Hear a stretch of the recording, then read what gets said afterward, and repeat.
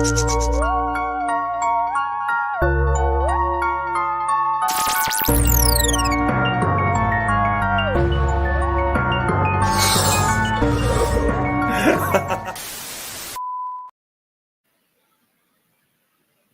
and salutations, my wonderful freaks. This is your UncleNecRo and jump scare. Anyway, tonight I am joined by Raz T Slasher and Delphine in discussing the 2020 movie PG Psycho Goreman.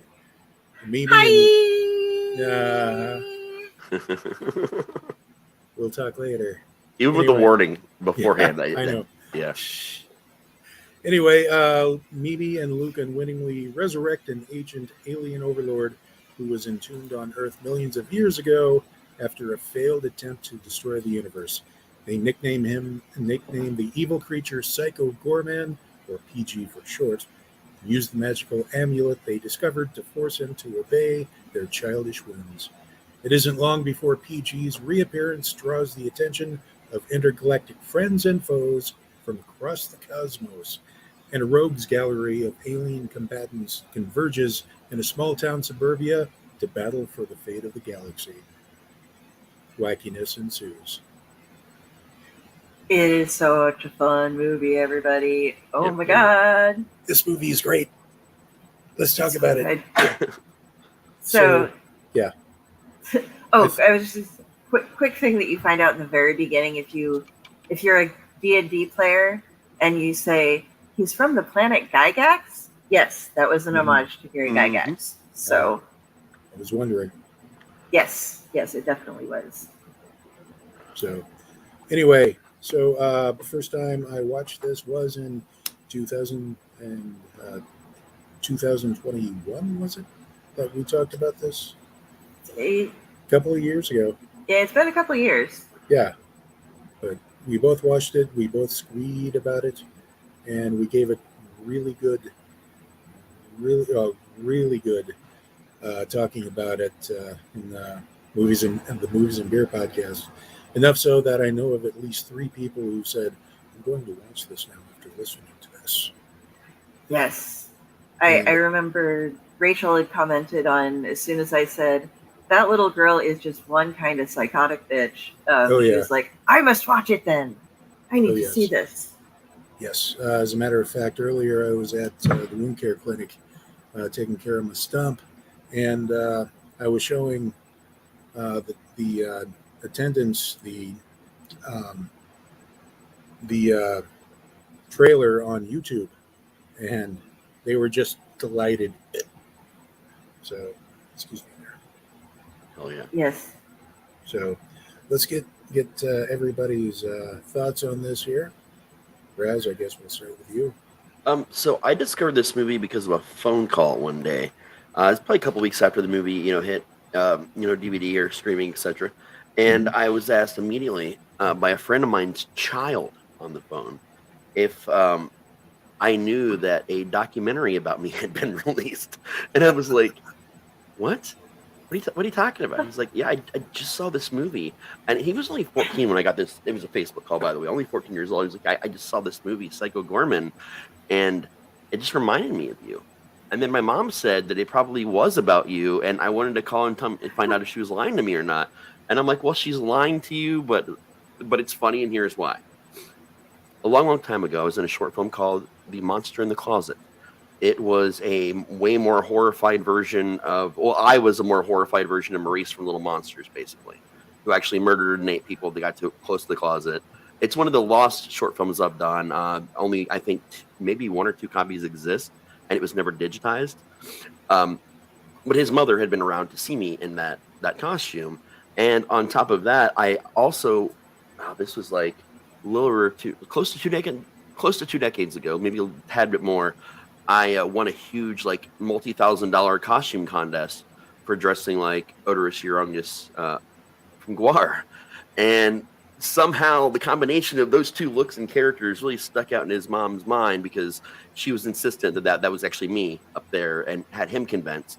And all he remembered was when he was younger, he'd see me in all these costumes with blood everywhere. He had horror films come over and hang out, sit on the couch in full costumes, haunt season, full costumes. And if kids picked on him, I would run outside in the front yard and like just fucking terrorize people, like just for messing with her son, because he was like a kid to me. I was Uncle Raz, and because of all this whole thing about me built up this kid's whole life. He saw that movie, and I got a phone call. So ever since then, like this movie has been like very near and dear to me, and something him and I like still joke about to this day. Nice. That's awesome. I love all the little weird references. Like, I'm pretty sure Crazy Ball was slightly based off, and I'm gonna get it wrong, but I'm not even gonna try for the name, but the game that Calvin and Hobbes play, where the rules. It's Calvin Ball. It was just Calvin Ball, okay, where everything changes. But the family dynamics in this movie are hysterical. There's like the mother who's just sick and tired of everything, the dad who does nothing, like doesn't parent, doesn't try. He every now and then tries to help people with stuff, but he just makes things worse every time he does something. And then there's the youngest girl, Mimi. She's just crazy. She is just this little nutter, mean girl.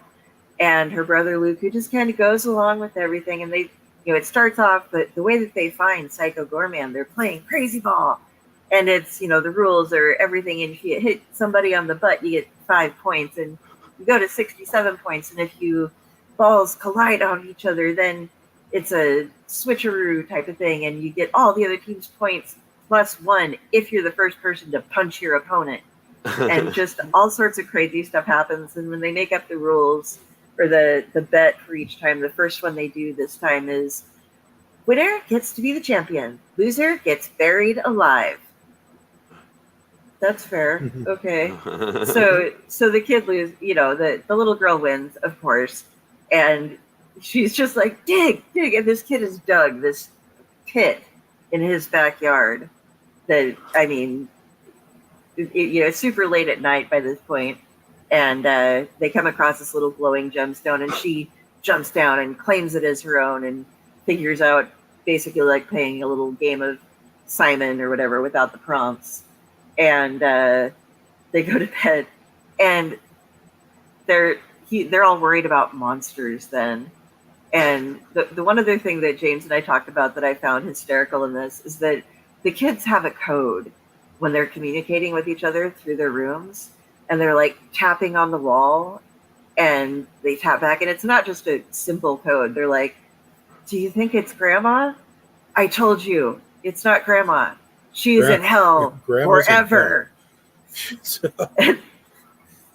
So they have these really intricate things, and then the mom knows it, so she's like, go to bed, and knocks on them. But it's something that they come back to in the show, but towards the end of the movie, it's another callback thing. But they have all these just really weird little kid things going on, and they're friends, but they end up with this Psycho Goreman just comes out, and he's determined that he's going to destroy the world. Unfortunately, Mimi has the gem that can control him. Yeah. And she is just such a brat that she will not let him do things. And I've just been talking a lot, so somebody else take over for me now. Well, James, hop in. Well, you've been doing a great job so far, but my impressions of this movie I kept thinking, okay, so when I was showing the trailer to the nurses, they both were like, this is kind of like the Mighty Morphin Power Rangers, isn't it? And I went, well, okay, there is that aspect in that the monster costume and the aliens also, you definitely get that vibe. But I got more of a Guyver vibe than I did Power Rangers, okay. I think. Okay. But I don't think many people know Guyver, so that's fair. Oh, I do. But you do, but I mean, I would imagine the nurses probably did. Right. But also at the beginning, it's you also got a strong like from the gate, as far as coming out, discovering the monster in the backyard, and then what else? What else was there? I was thinking and of course there was a little nod to like Kelvin Ball in there and everything. It's just this movie is just delicious on so many levels. Like you got the snarkiness of the kids, which you kind of get. It's kind of a twisted Nickelodeon type live action show, like what was it? The I didn't really grow up with Nickelodeon, but the ones that I did watch, like Are You Afraid of the Dark or something like that. Something of a twisted That's a show, favorite, like yeah. yeah. As far as that The kind of vibe, Midnight but Society. that girl, the actress who played that girl, has to be blowing up as an actress. If nobody's Oh, picked up on her, she is fantastic.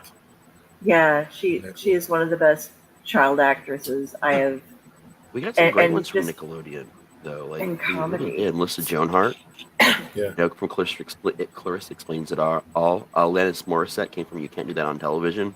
And there's actually a huge list of, like, kids. Like, people think it's Disney that all the kid stars came from. But no, man. Like, Nickelodeon had some of the better ones, in my opinion. Jenny's not with us tonight, but she is with us here.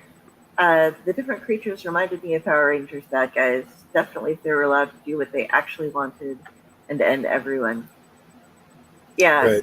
It was definitely bloody.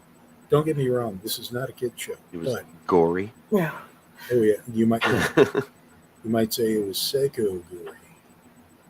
yeah. There is a lot of blood and some. They didn't make some of the things too scary.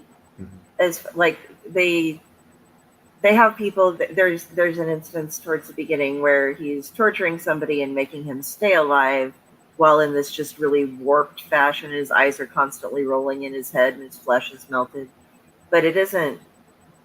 So it isn't like Freddy Krueger level Yeah. gory, scary looking. It is kind of nasty looking though. If you can see in our picture we have there towards the side, there's kind of an eaten away face or whatever, and Yeah. that's somebody else Intentionally, who like, shows be up. and Until pulling back, yeah. If there until was he's such thing as pushed over. family friendly gore, like an introductory for like families to like watch gore together, this would probably be it.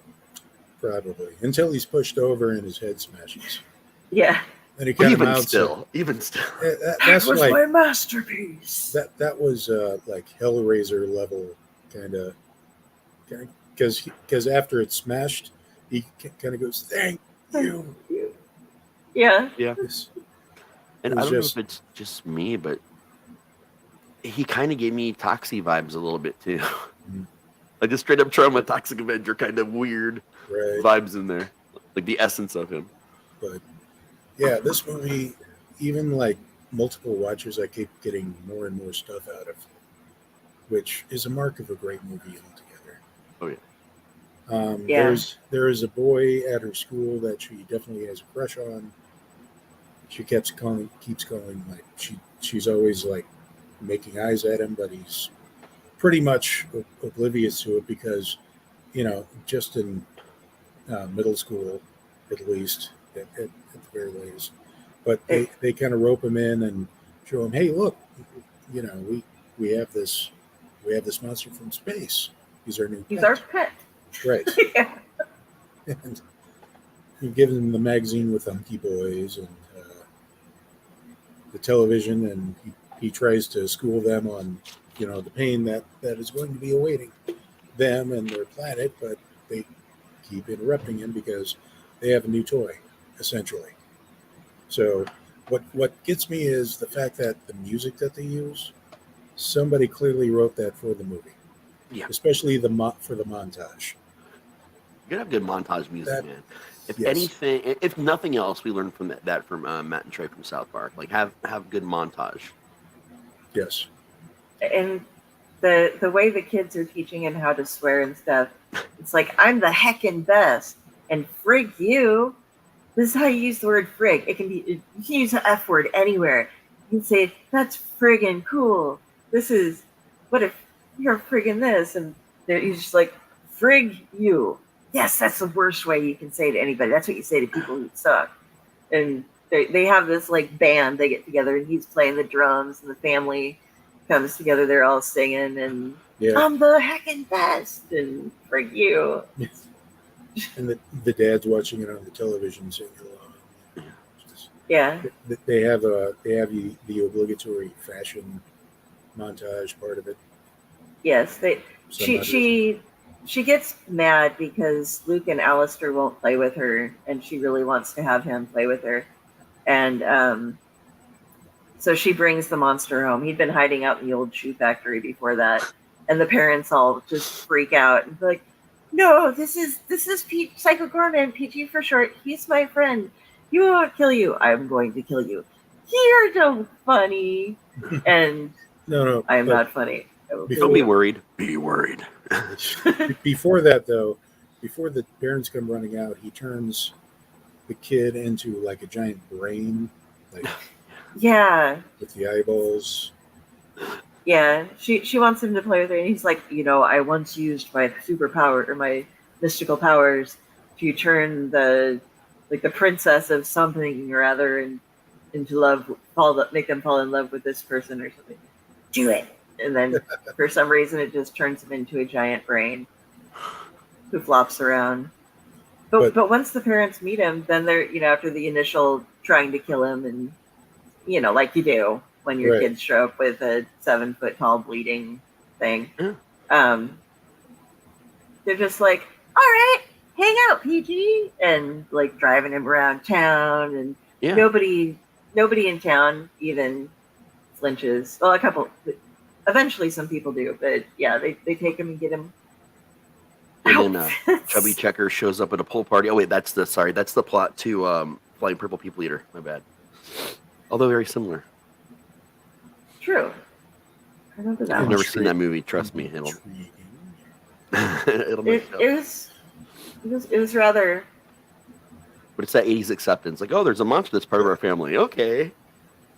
Yeah, but Harry Landers.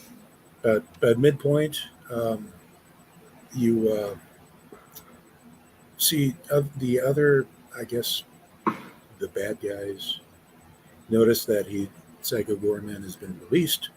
They start freaking out about it, and the Templar angel, I guess, that creature, vows to go to Earth. Right. Make my monster grow. That was the only thing missing from this. And she just throws little blue pills at him. Right. She really has Angelina Jolie lips, by the way. I noticed that last night. You're not wrong. Yeah, she's like a white mech with Angelina Jolie lips. Wow. Okay. Now I'm never going to not see that. You're welcome. Thank you. But And it's all y'all will ever see because you probably haven't watched this movie before. It's or and if you have, now go back and watch it. yeah. So yeah, she disguises herself as a human, goes to Earth, and begins to try to find where Psycho Goreman is at. And a couple of cops come across Psycho Goreman while they're trying to play crazy ball in a playground. And so he turns one of them into what, a zombie, or just some guy with his insides turned inside out? Yeah. He makes him his slave, but he doesn't do very good with the mind control. Yeah. It's He like his gore twists- slave. He twists and warps his flesh, but the guy's stuck with his gun attached to him. Yeah. And He's trying to kill himself, but he can't. Yeah, It's like that little cartoon when we were kids, Inside Out Boy, who got his powers from like flipping upside down on the swing set, and then suddenly his skin is all inside out. You don't remember that? That was 80s. Yeah, it's a little cartoon. No. That sounds terrifying. Oh, it was hilarious. It was all animated. There's like no like blood. There was no real gore or anything. You just see a skeleton kind of a thing. Like it was the same basic concept. You just you got folded inside out. Except the guy's hand, the gun was in his hand, so it kind of got floated over the opposite way like a glove. Yeah. But yeah, they're just hanging out, and he starts following them around then too, because he's his now like sidekick kind of thing. But there are Right. there's also some tension because Mimi really treats everybody like shit. Mimi is just that girl who isn't going. Narcissist. Oh yeah, hardcore. And it's like, oh, tell us your story. Well, I was a slave to these people, and then one day I came across the gem, and I freed everyone. I brought these down. Okay, so that was stupid. Nobody wanted to hear that story. And so she's mean to him. She's always holding the stone. Oh no, you don't. He tries to steal the gemstone from her a number of times, and he finally breaks into Luke's nightmares to try to convince him, Mimi is she would not put her life before yours. She would do all these things to you. She is evil towards you. You need to take the stone and give it to me. And I promise I won't let her pick on you anymore or something. How can you talk to me? We're in nightmares. The only place where I can speak to you alone. Well, I'm not going to betray my sister. Well, you are stupid. Okay, so what do we do now? We wait for your nightmare to end. And then they just sit there. They're like, there's all these zombies crawling around, and there's okay. So I found a picture of Inside Out Boy. Okay. It's fuzzy, but that's basically what he looked at. And the swing set behind him, and it was a Nickelodeon thing. I found out it wasn't quite in the '80s; it was end of '80s, early '90s, and there were a series of shorts that just happened randomly. They were claymation, but there was some that did have a little bit of blood on, shooting out, a little bit, but nothing too bad. This there was a lot of gore. Otherwise, he would have been called Psycho Kind of Goreman. Yeah. And so they're found by Psycho Goreman's former friends, I guess. His former generals of his army. Right. They show up and go, no, it's been great without you around. We have kind of a democracy. As you can see, today I am the king. Next guy, they kind of trade the crown. This week I'm the king, I guess. And then because he tried to kill Mimi, she didn't take that very well. So she's like, let him beat you up. And so he's helpless, getting beat up. So she's like, okay, apologize, and I'll let you whip their butts. He's like, I will not apologize, doing that whole back and forth until finally there's a breakthrough and he's allowed to kick their butts. But apparently their weapons had a little bit of poison on them, so he was poisoned, so he's starting to die. And the only way to actually get him to get full power is to have the gemstone put back inside him where it was supposed to be. But nobody thinks this is a great idea. Dad picks him up, takes him back, and yes. The way that Dad gets notified of how to pick him up and where he's in the bathroom, and then suddenly Psycho Goreman's head appears and goes, "You must find me!" Ah! It's, where are you at? And reappears. I'm on the corner of the, I don't know where that's at. Take a left and go. Starts giving the directions. You got to see it to believe. Yeah, it's one of those it doesn't. They don't do it too much. They do it just enough so that it's funny each time it happens. Yes. They don't press their luck with it. Yeah. But there's also the argument with the parents with, you're just lazy. You called me lazy. My parents called me lazy. My teachers called me lazy. Everybody calls me lazy. And you dare call me lazy? Well, what do you do? Tell me one thing. What do you do to help with the kids or the house or anything? Think you're better than me? It's no reply whatsoever. Oh, yeah.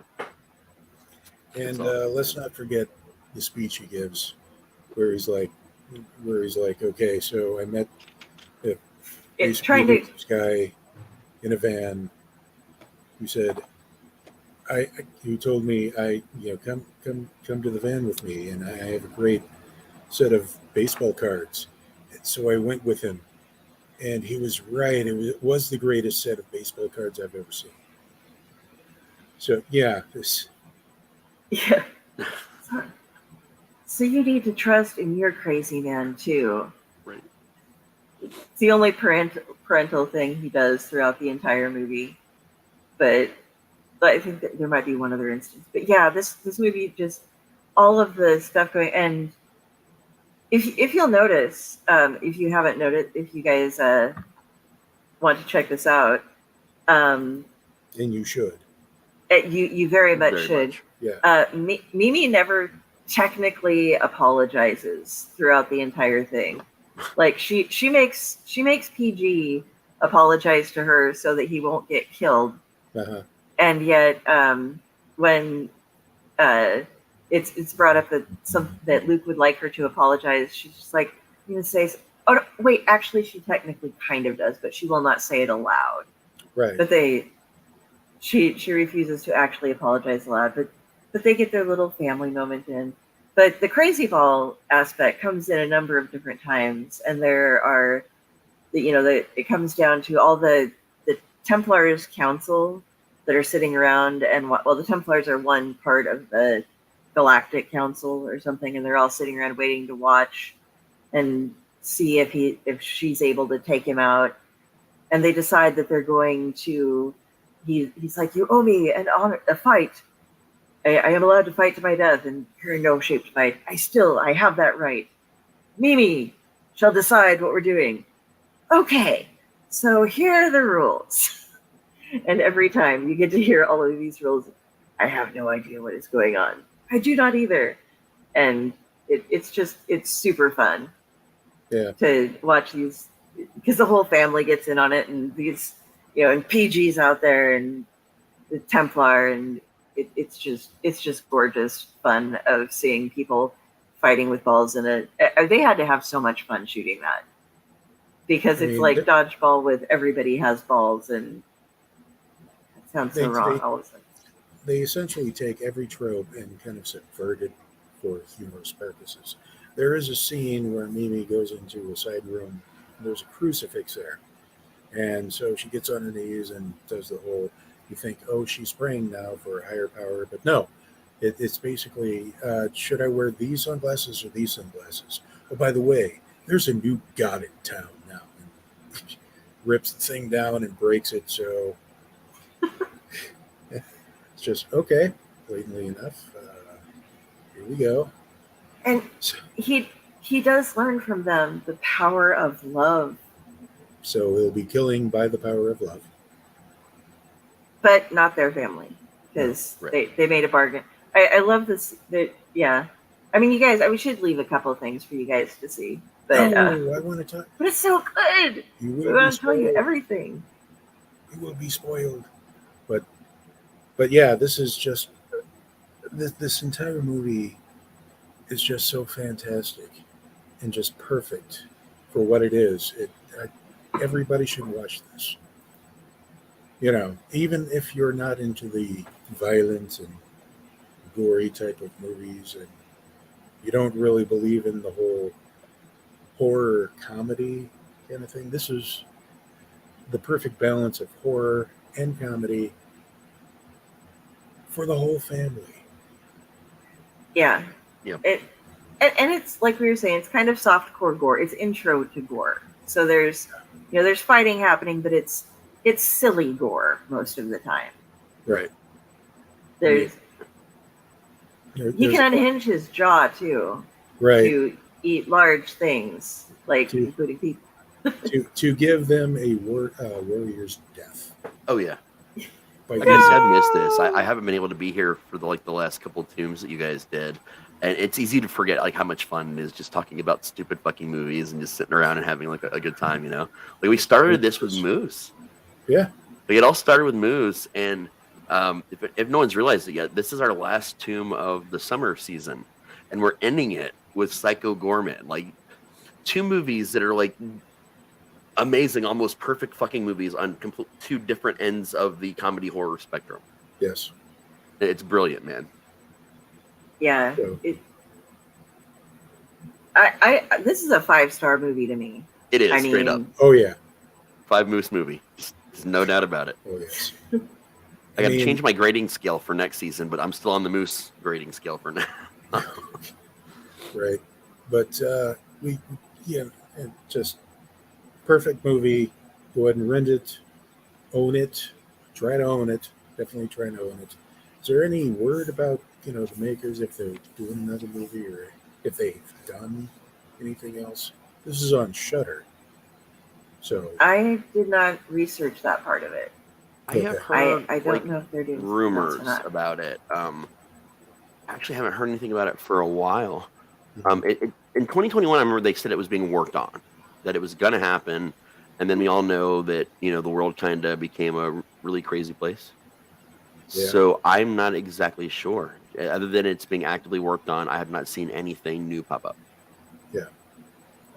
And currently, with the writers and actors strike, there's going to be time before any of that can happen.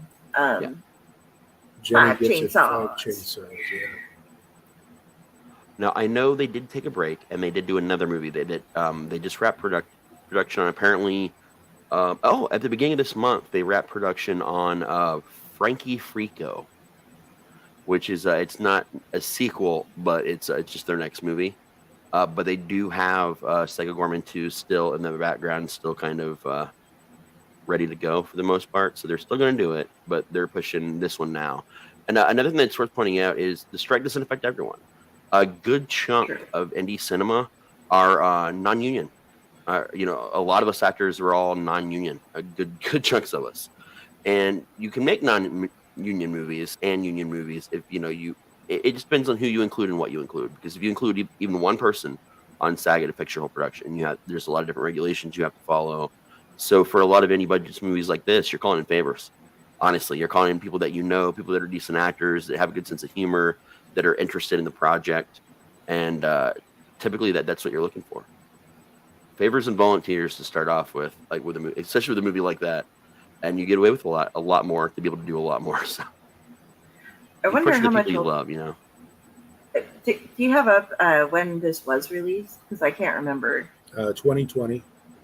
Okay, so she's still a little girl then, the Yeah. actress. Not like a little girl. She's probably in her Young teens still. now, but yeah, because I don't think you could have the movie sequel without her in it.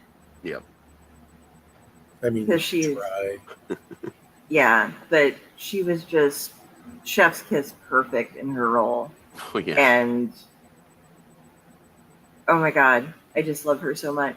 She's The kid part of this, I got Monster Squad vibes from, like the way they all interacted and talked to people, and the way they talked to Frankenstein, and like the little girl would lead Frankenstein around and all that. Like it was just a filthier mouth version of the girl from Monster Squad. frick you. I'm the heckin' best. Yeah, it's like an alternate version of Lily Mad Whip. Oh yeah. Gosh, we haven't done Lily Mad Whip for a while. That makes me sad. Those are great stories, but So, But, all right. Well, yeah, I think we've kind of wrapped it up. We'd love to do a couple of surprises. yeah, So a lot actually, more than a do- couple. There's a lot. Yeah, of good ones. we covered a lot of the stuff that was really cool, but there's a lot of other cool stuff because we don't want to Yeah. ruin everything for you. oh yeah. But I think we've hit a good point to wrap everything up tonight. Make sure, instead of just rattling on about things, banter's always fun, but We So should is a talk a quick little clean bit show. about what people can expect for next season. Just a little bit. oh yeah, We are moving to a different, same time, same Al channel, just a different Al day. So we will be moving it to a different day of the week. That's something we've been talking about for months now, about what days we would move things to. I'm not sure if we settled on it actually, because the initial conversation we had was Mondays or Thursdays.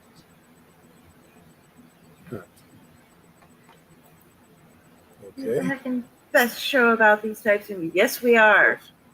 Yeah. I mean, we have merch now, so Yeah. obviously. Yeah, check out Owl Light. Look us up on TeePublic. Check us out on the website, and get on our Discord and let us know what you want us to be showing. We will be starting as well. And I'm sorry we did not get this done in time, UncleNecRo, the wheel, but we didn't get all the movies listed out that we're going to do. But we will start. We're going to get a list from everybody of what we're going to do, and then we're going to make a wheel, and we will spin the wheel, and whatever movie it lands on, that'll be the movie that we will be doing for the next week. So get your suggestions in, what you would like to see.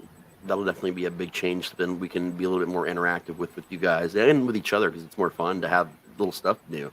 But I'm sure we'll know what day for sure it's going to be by this Sunday show, our big extravaganza, where we're revealing a lot of different things from the upcoming season. So make sure you check in there, and I'm sure we'll have posters up and everything online everywhere, so you know exactly what date. But yeah, we're really excited moving forward for the show, man. It's going to go back to the every other week format when we switch things over, like everything. But you'll see a lot of different things. Not too much night switching on things, just a little bit.